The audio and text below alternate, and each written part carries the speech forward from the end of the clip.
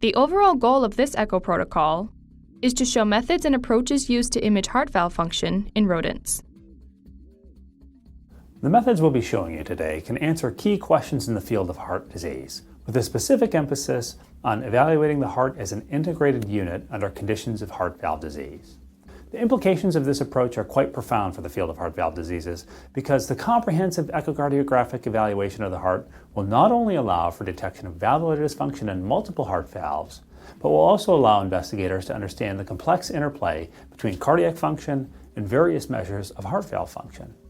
Though this method can be leveraged to characterize animal models in which heart valve disease is a primary defect, it can also be applied to other systems where heart valve dysfunction may appear secondary to other insults, such as heart failure or thoracic aortic aneurysm. Thus, it is our recommendation that comprehensive cardiac and heart valve phenotyping should be routinely performed in most research studies. We first had the idea to film our approach to comprehensive cardiac and heart valve phenotyping after attending a number of meetings where there is a profound variability in the methods and protocols used to assess heart valve function.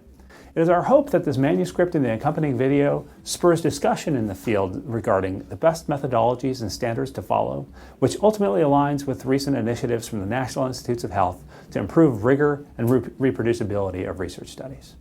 The main advantage of echocardiography is that it is able to non-invasively assess morphology and function of the heart in real time. It is easy to perform and can be performed serially, thus, it is most ideal in serial follow-up studies. Generally, individuals new to cardiac and heart valve imaging will struggle due to logistical challenges associated with the administration and titration of anesthesia, as well as the technical challenges associated